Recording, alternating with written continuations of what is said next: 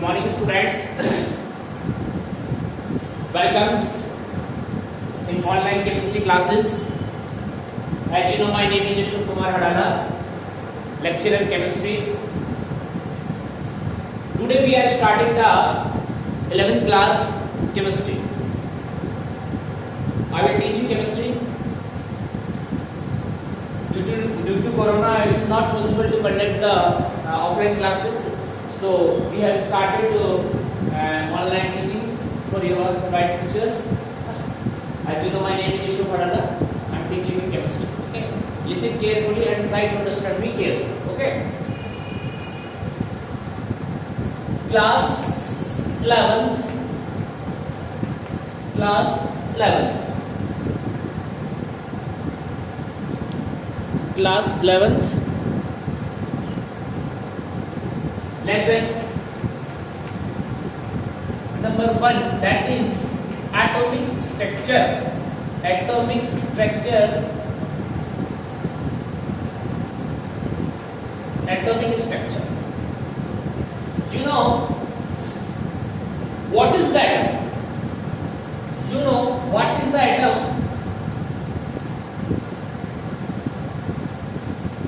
Maharshi Kanad. Kanad was the first scientist, first Indian scientist. Kanad was the first Indian scientist who tell us about atom. Who was the first वैज्ञानिक, पहला वैज्ञानिक कौन था जिसने परमाणु के बारे में बताया? तो you know Kanada, Maharshi Kanad. Maharshi Kanad was the first Indian scientist who tells about the atoms. ठीक है. नाउ और दिस टॉपिक हैज बीन, ये हमारा टॉपिक है, ये क्लियर हो गया कि एटम के बारे में सबसे पहले किस भारतीय वैज्ञानिक ने बताया. तो first scientist who tell about the atom was the Maharshi Kanad. Maharshi Kanad. तो we can say Maharshi Kanad was the first scientist who tell us about the atoms. ठीक है. तो first point will be right here. Maharshi Kanad. महर्षि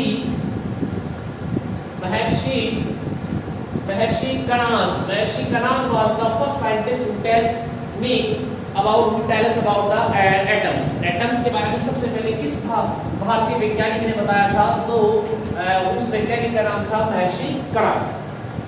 उसके बाद में कुछ वैज्ञानिक को बताया था, that was the Johann Dalton. Johan Dalton जो साइंटिस्ट था उसने भी एटम्स के बारे में बताया था. जॉन डाल्टन नाम का जो साइंटिस्ट था, इस जॉन डाल्टन ने भी एटम्स के बारे में बताया था. तो first our topic is this कि what is the atomic structure. In this chapter we will study about the atomic structure, कि एटम का स्ट्रक्चर कैसा होता है. उसके बाद स्टडी करेंगे इस चैप्टर में what is the atomic structure. तो एटम के स्ट्रक्चर के बारे में इसमें डीपली स्टडी करेंगे, है ना. Listen me carefully.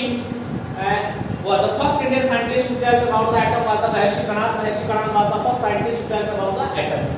And the second one was the Johann Dalton who discovered the atom. We can say discover the atom. Atom की खोज किसने की? We can say discover the atom. किसने discover किया था atom को? तो discover the atom. Atom को discover करने वाला जो first scientist था that was the Johann Dalton. तो ये दो बातें हमें क्लियर होनी चाहिए बेटा. फर्स्ट बात तो ये क्लियर होनी चाहिए कि महर्षि कणाद पहला भारतीय वैज्ञानिक था जिसने एटम की डिस्कवरी की, उसके एटम के बारे में बताया, टेल अस अबाउट एटम. और सेकंड बात है John Dalton discover the atom, उसने एटम्स को खोज की. ठीक है. You know atom word is a Latin word. Atom word है लैटिन वर्ड है. It is made up by the two word. Atom is the a Latin word. Atom is the Latin word and it is the made up by the two word, that is the A plus tom. A plus tom. A plus tom. A का मतलब है here is a knot and tom का मतलब होता है cut. तो we can say undividable. Undividable या undividable is the atom. अविभाज्य, जिसको और आगे हम विभाजित नहीं किया सकता, that is the atom. What is the atom? Atom is the smallest part of the matter. We can say the atom is the Latin word. Atom is the Latin word. This is the Latin word. ये Latin word होता है और ये जो Latin word होता है ये हमें बताता है कि atom is the made up by the two word that is the एक प्लस टॉम, एक का मतलब होता है नॉट द टॉम का मतलब होता है कैट, that is not divisible.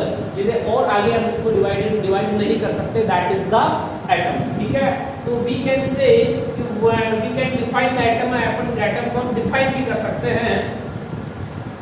We can say definition of the atom, we can say definition of the atom कि what is the definition of atom, atom का डेफिनेशन क्या होगा। तो we can say atom is the smallest part of matter, smallest part of matter is the atom. कि matter क्या होता है, matter का जो smallest part of matter, matter का जो स्मॉलेस्ट पार्ट होता है दैट इज एटम। हम एटम किसे कहेंगे, smallest part of the matter, smallest part of the matter, matter का जो स्मॉलेस्ट पार्ट होता है उसको हम क्या कहते हैं, एटम्स कहते हैं। वी कैन से ये है मेरे पास, ठीक है, ये मैटर है, ये क्या है, मैटर है। मैंने इसको और आगे डिवाइड किया, ठीक है, फिर मैंने इसको और आगे डिवाइड किया, फिर मैंने इसको और आगे डिवाइड किया, फिर मैंने इसको और आगे डिवाइड किया। These are atoms, these are atoms। ये smallest है, ये क्या है, smallest है। The smallest part of the matter is the atom। समझ में आया? What is the matter? Matter क्या हुआ? What is the atom? Atom क्या होता है? Atom is the smallest part of the matter। किसी भी मैटर का जो स्मॉलेस्ट पार्ट होगा उसको क्या नाम देते हैं, उसे हम एटम नाम देते हैं। ठीक है, तो ये आपको अच्छे से समझ में आनी चाहिए कि व्हाट इज द एटम। तो we can say atom is the smallest part of the matter, atom is the smallest part of the matter। second is the what is the atom, atom take part in a chemical reaction, atom take part in chemical reaction, take part in chemical reaction। atom जो होता है वो chemical reaction में take part करता है। for example ये O2 है और ये O है, तो ये O3 बन गया। यहाँ पर ये एक atom है, इसने chemical reaction में भाग लिया है। ठीक है, तो we can define the atom, के एटम को हम डिफाइन कर सकते हैं कि what is the atom, atom क्या होता है। तो वी कैन से एटम के बारे में हम ये लिखेंगे कि एटम क्या होता है, तो हमको ये लिखना पड़ेगा what is the atom, atom is the smallest part of the matter, smallest part of the matter is the atom. And second, the atom take part in a chemical reaction, atom take part in chemical reaction and the self existence, and self existence होता है इसका self existence इसका possible है। तो हम अगर atom की definitions के बारे में बात करते हैं कि व्हाट इज द एटम, तो we can say atom is the smallest part of the matter, atom is the smallest part of the matter. And second is the atom take part in a chemical reaction, atom take part in a chemical reaction. And last one is the atom is the self existence, कि atom का जो होता है ना वो self existence होता है। Suppose कीजिएगा ये मेरे पास चौक है, सपोज कीजिएगा ये मेरे पास चौक है, इस चौक का जो केमिकल फॉर्मूला होता है that is the CaCO3। Suppose कीजिएगा ये मेरे पास चौक है, इस चौक का जो केमिकल फॉर्मूला होता है दैट इज द CaCO3। इस चौक को मैं बारीक इसके टुकड़े कर लेता हूँ, इसके 2 टुकड़े कर लिए, फिर और इसके बारीक टुकड़े करते जाओ, इसके बारीक टुकड़े करते जाओ करते जाओ करते जाओ करते ही जाओ, और इसमें लास्ट में जो सबसे स्मॉलेस्ट पार्ट आएगा, not small not smaller, smallest part आएगा दैट इज मैटर। उसे हम क्या नाम देंगे, उस स्मॉलेस्ट पार्ट को हम क्या नाम देंगे बेटा, एटम नाम देते हैं। ठीक है, तो आपका एटम का डेफिनेशन क्लियर हो गया। जैसे मेरे पास एक चौक है, इस चौक को मैं आप इसको इसके टुकड़े करते जाऊंगा, टुकड़े करता जाऊंगा, लास्ट में इसका जो सबसे बारीक जो कण आएगा वो सबसे बारीक कण को जो that is the smallest part, उस स्मॉलेस्ट पार्ट को हम क्या कहेंगे, एटम कहेंगे। तो एटम की डेफिनेशन क्लियर हो गई। What is the atom, atom is the smallest part of the matter which is the self existence and can not be further divided. We can say atom के बारे में एक और चीज हमको लिखनी है, that is the can not be further divided, can not further divided, can not further divided, this is matter. ठीक है, तो ये आपको कुछ बातें हैं जो समझ में आनी चाहिए। What is the atom, atom is the smallest part of the matter, take part in chemical reaction and cannot be further divided, and it has a self existence that is known as the matter। उसे matters कहा जाता है, that is matter, उसको हमने matter नाम दिया। इतनी बातें हमारी क्लियर हो गई है। ठीक है, अब आगे देखिए,